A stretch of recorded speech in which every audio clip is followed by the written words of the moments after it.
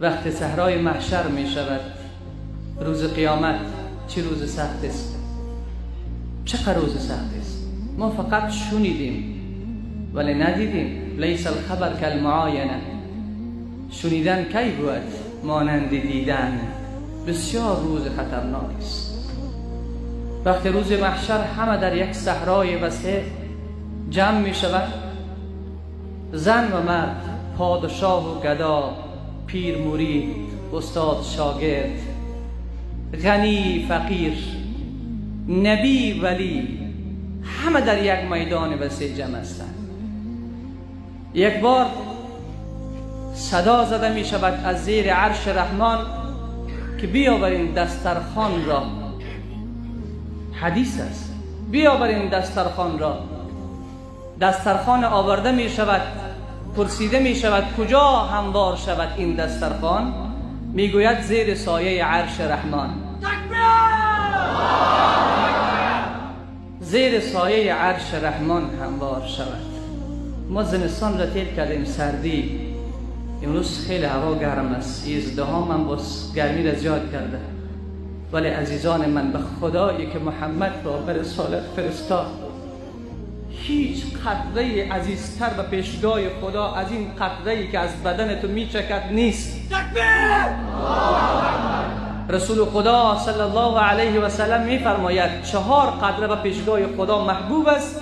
یکی از اون قطره هایی که خدا دوستش دارد همان قطره است که از بدن مسلمان در راه خدا میچکد، که امروز از بدن شما میچکد. بسیار با حوصله مندی تحمل بکنید که انتظار میکشد دسترخوان در زیر سایه عرش رحمان. وقتی این دسترخوان هموار میشود، چنان غذاهایی می آورد. جلال الدین سیوطی در الدر المنثور که تفسیر دارد در اوجا می آورد غذاهایی به این دسترخوان چیده می شود ما لا عین رأت، هیچ چشمی ندیده. چقدر تو تصور زیبا داشته باشی نمیتونی تصور کنی که در او دسترخوان چی نوع میوه ها را الله آماده کرده. ما لا عین رأت، هیچ چشمی ندیده، ولا اذن سمعت، هیچ گوش نشنیده، ولا خطر علی قلب بشر، به قلب هیچ کسی هم خطور نکرده. وقتی به این دسترخوان میوه ها چیده می شود، ای فقرایی که نان خوردن ندارین نگران نباشید. ای بیوه زنانی که نان خوردن ندارین نگران نباشین. دسترخوان عظیم پروردگار زیر عرش رحمان روز قیامت انتظار شما را می کشد. ای یتیمانی که نان خوردن ندارین نگران نشین. ای فقیری که در وقت افطاری جز نان خوش چیز دیگر نداری نگران نباش. پروردگار کریم و مهربان تو چنان دسترخوان آماده کرده است که در هیچ مطبخ شاهان دنیا دیده نمی شود. بعد از این میوه ها و غذاهای رنگارنگ چیده می شود، صدا می زنند که چی کسان تشریف بیاورند. ای پروردگار، ای خدای کریم و مهربان، این دسترخوان مال انبیا است. آیا پیامبران بیایند، اولیا بیایند؟ الله رب العزت و الجلال صدا میزنند روزداران بیایند، روزداران بیایند، فقرا بیایند، جوانانی که روزه گرفتن بیایند، جوانانی که می توانستند از غذاهای لذیذ در دنیا لذت ببرند اما در ماه مبارک رمضان از ترس الله دهن به غذا نزدند، اونها بیایند. روزداران از صف جدا می شوند، می روند زیر عرش رحمان. چه کلر زیبایی، چه نسیم زیبایی، چه هوای سرد در همون صحرای محشری که همه از تشنگی و گرسنگی در حالت هلاکت هستند. چقدر روحها سیاه و چقدر روحها سفید است. اهل عرصات که این حالت را می بیند، مجرمان، فاسقان، ظالمان، روزخوران، بینمازان، کافران، مشرکان، وقتی حالت را میبینه پرسان میکنه که اینا چی کسانی هستن؟ اینا چی کرده بودن در دنیا؟ الله میگوید اینها بندگان هستند که چندین ساعت گرسنه نشسته است. چندین ساعت در کنار زنشان بودند ولی از ترس خدا به زن نزدیک نمی شدند. چندین ساعت در کنار غذا بودند دور از چشم مردم، اما ترس الله اجازه نمیداد که اینها بخورند. من یک سوال از تو دارم، دوست داری که یک چوکی مانده شود، یک کرسی در کنار رسول الله باشی؟ دوست داری؟ کسی هست این مجلس ما دوست نداشته باشه؟ روز قیامت کرسی ها مانده می شود، چوکی ها مانده می شود. عزیزان من، به خدا این سختی های دنیا می گذرد، این مصیبت ها می گذرد، این فقر ها می گذرد، این درد ها می گذرد. این را تصور کن که روز قیامت در کنار رسول الله باشی، چوکی مانده شود، کرسی مانده شود، صدا بزند فلانی ولد فلانی، تو خود در دنیا عاشق رسول الله بودی. او طفلک بیشتر میخوان، خدا خیر به احمد زبیر جان، میخوان که ما از دنیا چیز نمیخواهیم، فقط این را میخواهیم که به دین محمد باشیم.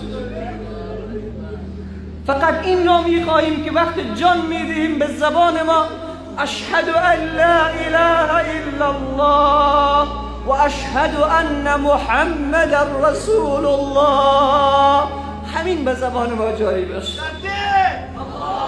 من مطمئن هستم همه شما همین آرزو را دارید. حتی جنت بدون رسول الله زیبا نیست. بدون دیدار پیامبر جنت زیبایی ندارد، کوران جنت زیبایی ندارد. در بین ما شاید کسایی باشه رسول الله رو به خواب دیده باشه، خوشا با سعادت دان. پس انشالله اونهایی که ندیدن آرزو دارن، پس زحمت روزه بگیرین، خوب روزه بگیرین. حالا 7 روز تیر شد، اگر خوب گرفتیم یا خراب خود تیر شد، ولی 23 روز دیگه مانده، فرصت است. بعد از این روز تصمیم بگیری که خوب روزه بگیری که تا در روز قیامت در کنار محبوب ما رسول الله صلی الله علیه و سلم قرار بگیری. بعد از این که در اطراف دسترخوان می نشینن روزگیران در دنیا، از این نعمتها استفاده میکنند. اهل عرصات پرسان میکنن اینها چه کسانی هستند؟ میگه اینها روزداران هستند. وقت نزدیک جنت میشوند روزداران، میخواهند که وارد جنت شوند. یک دروازه بالای سر دروازه نوشته است باب الریان. باب الریان، دروازه سیراب کنندگان، دروازه‌ای که سیراب میکند. صدا زده میشود ای روزداران، این دروازه مخصوص شما هست. رسول الله صلی الله علیه و سلم میفرماید آخرین انسانی که روزه دارد وقت وارد این دروازه میشود، این دروازه جنت دیگه بسته میشود. بغیر از روزداران به کسی دیگر به این دروازه اجازه داده نمیشود. این به ما و شما هست. یک بار بگوین الله اکبر. این دو تا حدیث سوم، رسول الله صلی الله علیه و سلم میفرماید، حدیث ترمذی است، هر صبح وقت روز ماه مبارک رمضان صبح می شود، یک منادی از زیر عرش صدا می زند یا باقی الخیر اقبل. ای بندگانی که دنبال رضای خدا هستین، ای بندگانی که دنبال محبت الله هستین، ای بندگانی که دنبال رضا و محبت محبوب ما رسول الله صلی الله علیه و سلم هستین، اقبل، بیایین که ماه که قرار است شما را به رضای الله برساند آمد. و با صدا میزنه یا باقی الشر اقصر.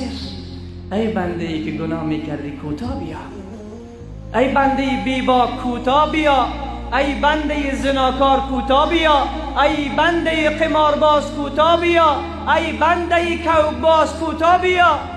یا باقی الشر اقصر. ای کسانی که دنبال معصیت و گناه هستین، در ماه مبارک رمضان نافرمانی الله نکنین. این ماه نافرمانی نیست، ماهی است که تو را پاک کند، صابون برای